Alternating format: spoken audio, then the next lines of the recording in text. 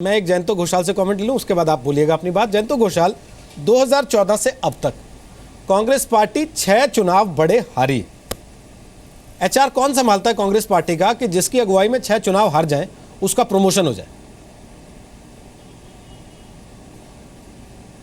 देखिए, राहुल गांधी कांग्रेस में और कोई नेता राहुल गांधी की जगह प्रेसिडेंट नहीं हो सकता है। कांग्रेस का एक सुविधा भी बोलिए असुविधा भी है कि गांधी परिवार के सदस्य अगर कांग्रेस के प्रेसिडेंट बने तो वो बनने से कांग्रेस के अंदरूनी जो विवाद है वो नहीं होता है, वो एक सीमेंटिंग फैक्टर बन जाता है। लेकिन अगर राहुल गांधी होने से कांग्रेस के क्या फायदा होगा, जो सवाल आप कर रहे हैं, मुझे लग रहा है नरेंद्र मोदी जी का फायदा होगा। क्योंकि अभी सिर्फ 5 राज्य का चुनाव नहीं, आप देखिए कांग्रेस का कितना डिजेनरेशन परसेंटेज ऑफ वोट में भी लास्ट लोकसभा चुनाव में कांग्रेस और भाजपा का जो परसेंटेज ऑफ वोट का फर्क देखिए कितना हो गया। और धीरे धीरे कांग्रेस एक पैन इंडियन पार्टी था और रजनी कोठारी ने बोला था कि Congress is a one party dominant multi party system हमारे देश में।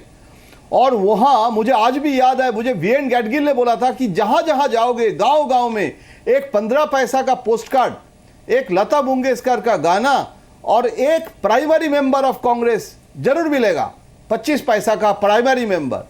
आज कांग्रेस का हालत देखिए और बीजेपी वो स्पेस ले रहे हैं। ये आप देखिए ना, इसके ऊपर कितना रिसर्च हो गया, क्रिस्टोफर जेफरेलॉट से लेके सब लोग दिखाया कि कांग्रेस का डिजेनरेशन ये मैं कोई राजनीतिक मुद्दा नहीं है, ये एकेडमिक है। और इसमें कांग्रेस का जो डिजेनरेशन हुआ है और राहुल गांधी के नेतृत्व पे ये डिजेनरेशन के जगह कांग्रेस का परसेंटेज ऑफ वोट बढ़ जाएगा और वो नरेंद्र मोदी जी को सरकार को गिरा के कांग्रेस को पैन इंडियन फिर बनाएगा और ले आएगा। मुझे तो लगता है कि ये एक नामुमकिन असंभव मामला है और कांग्रेस के लिए ये बहुत दुखद होगा, क्योंकि कांग्रेस वो बीजेपी को काउंटर करने के लिए अगर राहुल गांधी के बिना और कोई लीडर को, देखिए माधवराव सिंधिया से लेके जो भी आप यंग लीडरशिप आप कहेंगे उसको कभी प्रेसिडेंट नहीं बन सकते हैं। और प्रेसिडेंट बनने से कांग्रेस के दूसरे जो लीडर्स है वो उसको समर्थन नहीं करेंगे। Only Gandhi family will be the cementing factor inside और आउटसाइड राहुल गांधी के कारण सबसे ज्यादा नुकसान होगा कांग्रेस का। तो it's a catch 22 situation of Congress. ना वो राहुल गांधी के नेतृत्व के बिना, जयपुर में भी वाइस प्रेसिडेंट, आज राहुल गांधी तो चला रहे पार्टी, ऑफिशियली प्रेसिडेंट का थोड़ा स्टैंप लगेगा चिंतन बैठक में अगर वो मान ले। लेकिन अभी राहुल गांधी के नेतृत्व पे ही कांग्रेस तो 5 राज्य का जो चुनाव है वो who was the president, virtually Rahul Gandhi was the president. ठीक, तो मुझे लगता है ये इसमें कोई ज्यादा राजनीतिक अंतर नहीं हो जाएगा। मैं आ रहा हूं शोभा आपके पास। शोभा जो आपके पास एक छोटी सी चीज ज्यादा पता है नहीं। शोभा जी विस्तार से बोलिएगा, उसके पहले संबित पात्रा, यही सारी बातें जो आप खुशी मना रहे हैं इस बात की कि राहुल गांधी अध्यक्ष बने, जो अभी जयंतो घोषाल ने कहा कि ये स्टडीज कह रही हैं सारी।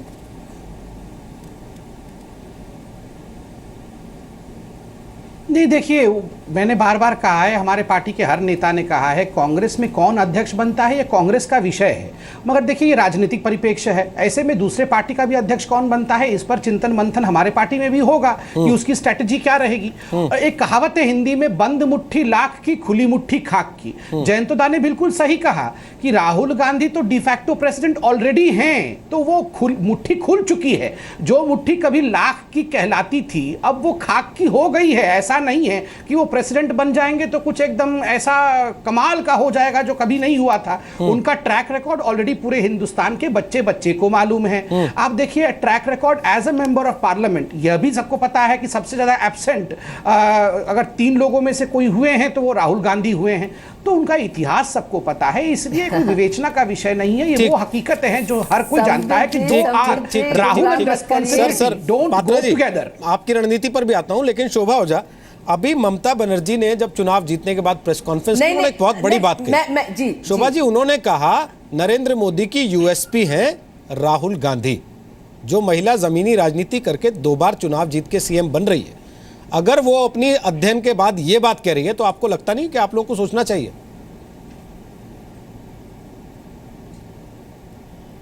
देखिए, संबित जी ने जो कहा या घोष साहब ने जो कहा, पहले उनका जवाब दे दूं मैं कि आप मानेंगे कि ये जो भारतीय जनता पार्टी की सरकार मोदी जी के नेतृत्व में एब्सोल्यूट मेजॉरिटी लेके आई, तो भारतीय जनता पार्टी का एक तरह से ये स्वर्णिम समय कहलाएगा।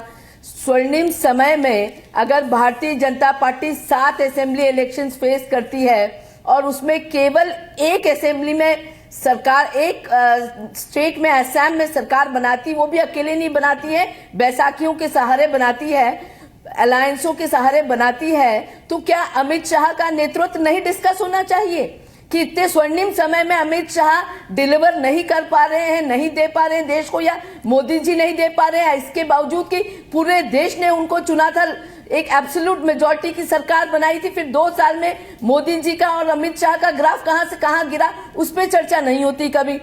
जहां तक राहुल जी का सवाल है, राहुल जी ने बड़ी विपरीत परिस्थितियों में पार्टी को, मैं वाइस प्रेसिडेंट बिहार चुनाव के बाद हम लोग वो चर्चा भी किया था मैडम, राहुल गांधी जी की तारीफ है।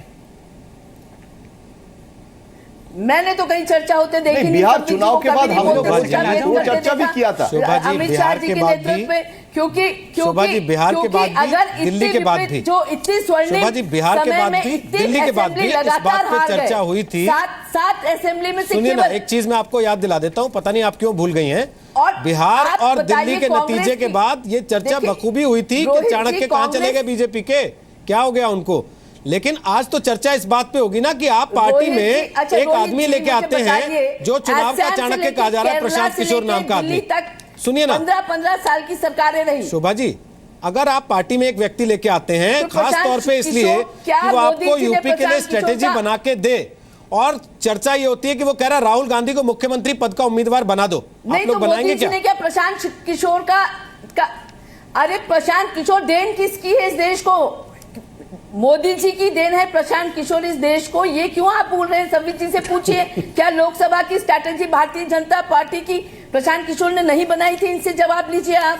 तो ये जब कांग्रेस की कोई बात होती तो आप लोग चिल्ला चिल्ला के उस बात को प्रसारित करते हैं, और जब भारतीय जनता पार्टी से रिलेटेड रहती तो आप लोग मौन धारण कर लेते हैं। तो ये कहां से इंसाफ हुआ? जहां तक राहुल जी का सवाल है, आपको किसी को चिंता करने की जरूरत नहीं है। कांग्रेस का काडर राहुल जी को अपना नेता मानता है और उनके नेतृत्व में कांग्रेस मेहनत करके फिर अपना आशीर्वाद, अपना विश्वास जनता में से पाएगी, इसका हमें पूरा विश्वास है। तो संबित पात्रा आप आना तो चाहते हैं, आप तो मोदी जी और अमित शाह के नेतृत्व पे संबित पात्रा आप आना तो चाहते हैं, आइएगा, मेरे एक सवाल का जवाब लेके आइएगा साथ में। उसके पहले शोभा जी को यह भी याद दिला दूं, ये प्रशांत किशोर नरेंद्र मोदी के पास जाने के पहले राहुल गांधी के ही पास थे, और राहुल गांधी ने ये बात मानी है कि हम टैलेंट को पहचान नहीं पाए थे, इसलिए हमारे हाथ से फिसल गया था। बहरहाल, अब संबित पात्रा ये बताइए कि आपके अध्यक्ष अमित शाह अपनी यूपी टीम का अब तक सिलेक्शन नहीं कर पाए, ऐलान नहीं कर पाए, अब तक रोक के बैठे हैं, इसीलिए ना कि पहले कांग्रेस के पत्ते खुल जाएं, पता लग जाए वहां कैसी टीम बन रही है, फिर बनाएंगे। मैं सबका उत्तर दे रहा हूं। पहले मैं शोभा जी को और कांग्रेस के तमाम प्रवक्ताओं को शत शत प्रणाम करना चाहूंगा। ये साधारण बात नहीं है, सारी चीजें जानते हुए भी दिल पे पत्थर रख के किस प्रकार ये रोज राहुल गांधी जी को डिफेंड करते हैं, मैं आपको प्रणाम करता हूं। अब दूसरी बात, जो आपने सवाल पूछा कि अमित शाह जी क्या वेट कर रहे हैं कि राहुल गांधी और कांग्रेस क्या करेंगे उसके बाद आपको प्रणाम करिए, जो आप मोदी जी और अमित शाह जी को डिफेंड करते हैं। मैं आपको प्रणाम कर रहा हूं। अरे प्रणाम करने भी तो नाराज मत होइए, प्रणाम ही तो कर रहा हूं आपको बहन। देखिए, जहां तक आपका सवाल है कि अमित शाह जी का क्या नीति रहेगा, देखिए अमित शाह जी हो या मोदी जी हो, इनका टाइम ट्रैक रिकॉर्ड प्रूव्ड है। ये वो लोग हैं जिन्होंने दरी बिछाने से लेके अध्यक्ष बनने तक का सफर संघर्ष के साथ तय किया है। एक एक इंच जमीन बनाने में अपने पसीने बहाए हैं इन लोगों ने। देखिए, हो सकता है एक चुनाव पे हम उन पे विषय में डिबेट करें, डिस्कशन करें, जरूर करना चाहिए, मगर किस प्रकार की नीति किस राज्य में होगी वो उनका प्रेरोगेटिव है। कब वो चीफ मिनिस्टर कैंडिडेट डिसाइड करेंगे, नहीं करेंगे, वो उनके एक्सपीरियंस से इतने चुनाव लड़ाए हैं, इतने चुनाव जीते हैं। मैं तो कह रहा हूं, दरी बिछाने से अध्यक्ष बनने तक का सफर ये कोई गांधी परिवार का व्यक्ति समझ नहीं सकता है। ये वही समझ सकता है जो गरीब होता है, जो चाय बेचने वाला होता है। इसलिए इन दोनों का तो कंपैरिजन ही नहीं है कहीं दूर। सर मैं आपको छोटा उदाहरण देता हूं। एक बड़ी बात कह रहा हूं, सुन लीजिए। एक बड़ी बात कह रहा हूं, सुन लीजिए शोभा जी। ये ऑन अ सीरियस नोट आपको एक बड़ी बात कह रहा हूं, सुनिए इसको। मैं आपको एक बड़ी बात कह रहा हूं। चंद दिनों पहले हेमंत बिश्व शर्मा, जो कि आप ही के पार्टी के मेंबर थे आसाम में और जो बीजेपी में आए, उनका इंटरव्यू आपने सुना तमाम चैनलों में जब आसाम का रिजल्ट आया? क्या कहा उन्होंने कि राहुल गांधी के घर में रोज जाता था बात करने के लिए कि मैं कांग्रेस के लिए अच्छा काम करूंगा। जब बात करता था बीच में राहुल गांधी जी का कुत्ता, वो पेट डॉग आ जाता था, राहुल गांधी मुझे भूल जाते थे, कुत्ता को लेकर ओहो अल्लो अल्लो कुत्ता के साथ खेलने लगते थे। ये सीरियसनेस देखिए, ये अध्यक्ष बनने वाले हैं, बनाइए, हमें कोई परेशानी नहीं है। मगर ये हेमंत बिश्व शर्मा कह रहे थे आपकी पार्टी से भी जब लोग छोड़ के जाते हैं तो तरह तरह के आरोप लगा के जाते हैं। ये राजनीतिक व्यक्ति का चरित्र होता है कि जब वो किसी नाराजगी के कारण शोभा जी आप भी जानते हैं पार्टी नेतृत्व पे उंगली उठाता है, और ऐसे कई लोग आपके साथ भी कर चुके हैं। तभी तो मैंने आपको प्रणाम किया। कमाल है, सब जानते हुए पत्थर रख के जो बोलना पड़ा है। सुनिए, आप दोनों लोगों से एक रिक्वेस्ट कर रहा हूं। नेतृत्व को भी गाली देके जाते हैं। ठीक है, मैं आप दोनों लोगों से एक रिक्वेस्ट कर रहा हूं, इस बात में मत जाइए कौन कुत्ते को खिला रहा था, कौन बिस्किट खिला रहा था। ये तो वो नेता तय करेंगे जिनको इन बातों से परहेज होगा या बुरा लगता होगा। जयंत घोषाल, मैं आखिरी कमेंट आपसे चाह रहा हूं, इस चीज को आप एज अ पॉलिटिकल एनालिस्ट कैसे रीड करते हैं?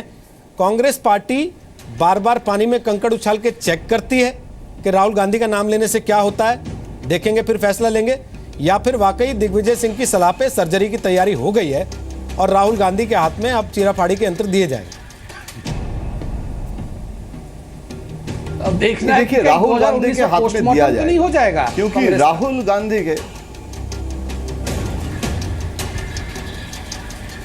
नहीं, देखिए राहुल गांधी के हाथ में ही सौंपा जाएगा, क्योंकि सबसे बड़ी बात है जो हम लोग ओल्ड गार्ड्स कहते थे, ओल्ड गार्ड्स की भी नाराजगी जो है वो राहुल गांधी, ये ऐसी एक पॉलिटिकल कल्चर है कांग्रेस में जहां गांधी परिवार के सवाल आते हैं। कांग्रेस वर्किंग कमेटी में रिवोल्ट करके राहुल गांधी के खिलाफ जाना, ये मुझे लगता है असंभव है।